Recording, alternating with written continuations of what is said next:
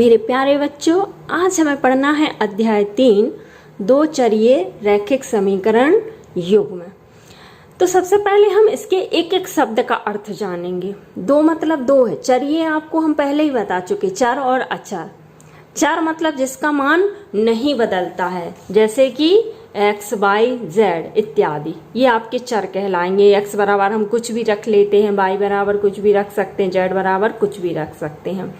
फिर इसके बाद आता है दो चरीय। तो हमें जो समीकरण हम लेंगे या जो भी हमारा बनेगा वो दो चर का ही हम लेंगे, ठीक है। फिर रैखिक, रैखिक का अर्थ होता है जिसमें चर की घात कितनी हो, एक हो। तो हम जो भी बनाएंगे बीजीय व्यंजक, उसमें चर की घात कितनी होना चाहिए, एक होना चाहिए। फिर है समीकरण। समीकरण का अर्थ है कि यह एक गणितीय कथन है, ठीक है, जिसमें दो वस्तुओं को तुल्य या समान बताया जाता है। जैसे कि तराजू, तराजू में आपने तौलते समय देखा होगा कि जब हम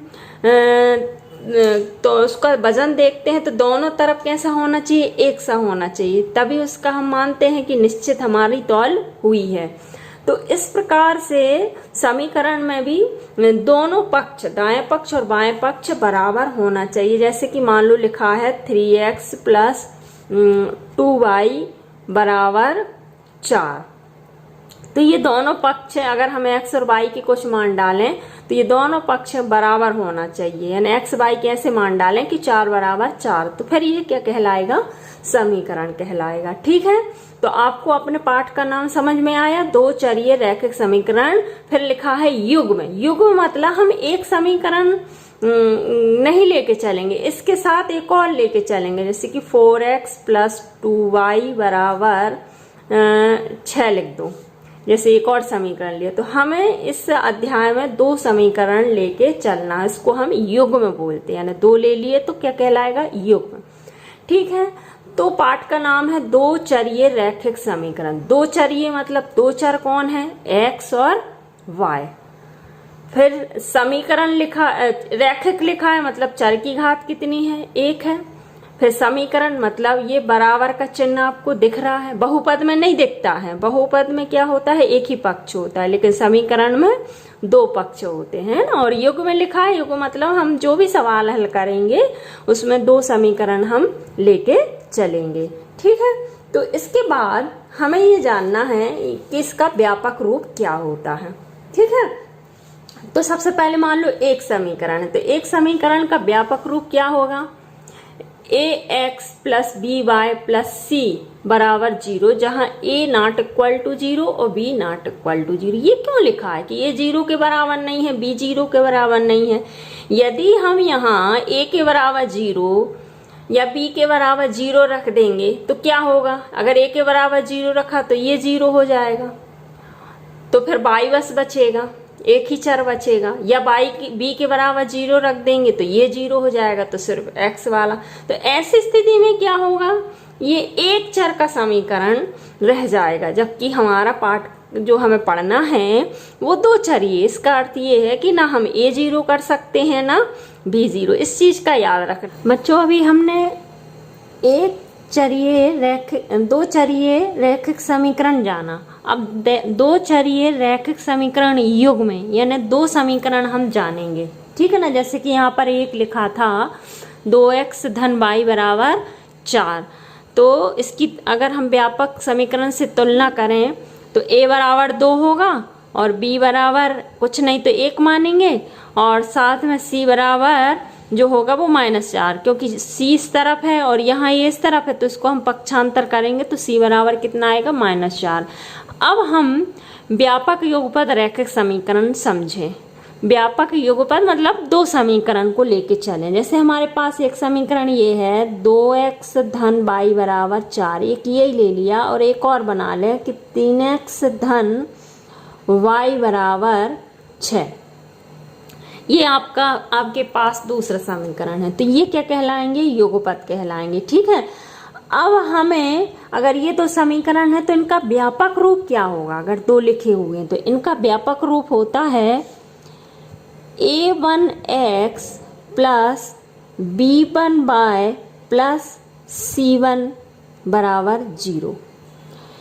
a2x plus b2y plus c2 बराबर 0, जहाँ पर a1 और b1 ये दोनों ही 0 नहीं होना चाहिए, साथ में a2 और b2 भी 0 नहीं होना चाहिए, क्योंकि अगर ये 0 हो जाएंगे तो ये फिर दो चरीय रैखिक समीकरण नहीं रह जाएगा। ठीक है, तो ये इनका कोई भी अगर युगपद समीकरण लिखे हैं, युगपद मतलब दो समीकरण लिखे हुए हैं, तो अगर इनके व्यापक रूप की बात करें तो इस प्रकार से होते हैं। अगर हमें तुलना करनी है तो आप सबसे पहले मैं तुलना सीखे, क्योंकि ये आपके आगे के सवालों में काम आने वाला है।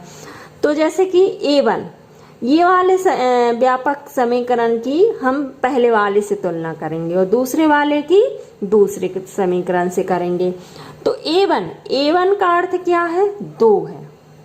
a1 बराबर कितना लिखेंगे? 2। b1 से क्या अर्थ है? y के बाजू में जो गुणांक लिखा, कुछ भी नहीं लिखा है तो हम क्या लिखेंगे? 1 लिखेंगे।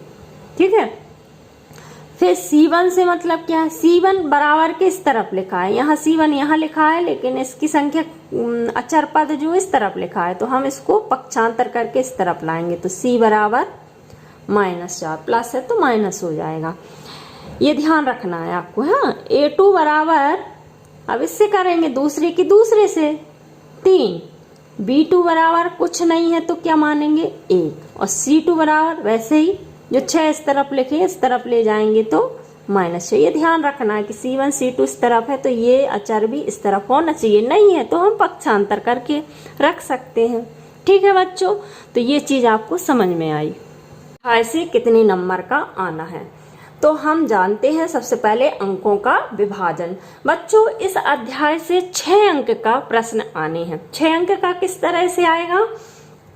एक आएगा, 1 अंक का 2 प्रश्न आएंगे। 1 अंक है ना, ऑब्जेक्टिव वस्तुनिष्ठ प्रश्न है, ये 2 आएंगे। ठीक है, और 4 अंक का 1 प्रश्न आएगा। ठीक है, तो 4 अंक के जो प्रश्न आएंगे वो किस तरह से रहेंगे, किस टाइप से आएंगे? तो देखिए, इसमें हमें जो इस अध्याय में पढ़ना है, सबसे पहले विधि पढ़ना है, यानी जो आपके 2 चरीय रैखिक समीकरण होंगे इनको हमें हल करना है और x और y के मान निकालना है। हमारा टारगेट ये रहेगा, और इन समीकरणों को हल करने की अलग अलग विधियां हैं और आपको अलग अलग सीखना है, और यही परीक्षा में आती है कोई भी एक 4 नंबर की। ठीक है, तो हमें कौन कौन सी विधियां पढ़ना है? आलेखी विधि पढ़ना है, प्रतिस्थापन विधि पढ़ना है, विलोपन विधि पढ़ना है, वज्रगुणन विधि पढ़ना है, और आखिरी में हम कोई भी विधि अप्लाई कर सकते हैं सवाल में। इसमें लिखा है कि 2 चरों के रैखिक समीकरण बदलना है, यानी कि जानेंगे कि अभी तक 4 नंबर के अंक में कौन कौन से प्रश्न पूछे गए हैं। तो सब 2019 में पूछे गए प्रश्न,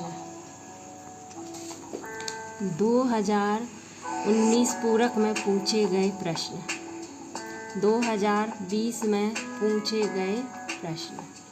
जो आपने देखा कि अभी तक इस अध्याय से 4 अंक के कौन कौन से प्रश्न आए, जैसे कि हमने जाना कि 2019 में विलोपन विधि आई है आपकी, साथ में 2019 में एक इवार्ती प्रश्न भी आया है, और 2019 सप्लीमेंट की बात करें तो प्रतिस्थापन विधि और विलोपन विधि आई है, और 2020 में वज्रगुणन विधि का सवाल आया है, और साथ में इवार्ती प्रश्न भी आया है।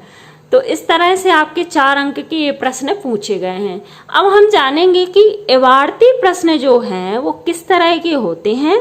बच्चों हम बात करते हैं संख्या से संबंधित प्रश्न किस प्रकार से होगा। तो जैसे प्रश्न लिखा हुआ है, 5 पेंसिल तथा 7 कलमों का कुल मूल्य 50 है, जबकि 7 पेंसिल तथा 5 कलमों का मूल्य 46 रुपए है। इस तरह से पेंसिल और कलम का हमें मूल्य ज्ञात करना है।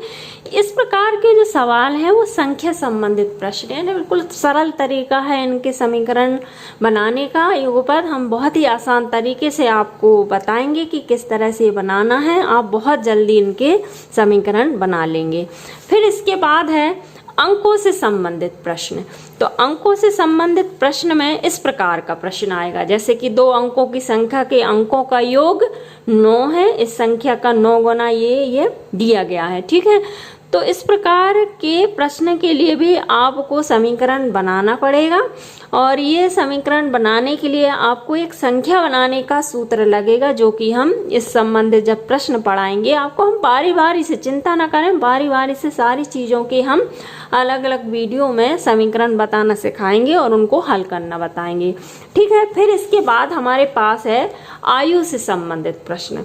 तो आयु से संबंधित प्रश्न किस प्रकार के होंगे, जैसे 5 वर्ष पूर्व नूरी की सोनू की आयु की 3 गुनी थी, इस प्रकार से प्रश्न होंगे। फिर हमारा अगला प्रश्न है भिन्न से संबंधित। कौन से प्रश्न हो सकते, जैसे कि यदि हम अंश में 1 जोड़ दें तथा हर में से 1 घटा दें तो भिन्न 1 में बदल जाती है। तो इस प्रकार के प्रश्न भिन्न से संबंधित हैं, और इन भिन्न के सवाल से हम कैसे समीकरण बनाएं, ये बहुत ही आसान विधि हम आपको बताएंगे। और इसके अलावा और भी है, क्षेत्रफल से संबंधित प्रश्न है, तो वो भी हम आपको बता देंगे। इस तरह आपने जाना कि इवार्ती प्रश्न या वर्ड प्रॉब्लम प्रश्न हैं जो किस प्रकार के आएंगे, और उनसे हम समीकरण कैसे बनाएंगे ये भी हम बताएंगे।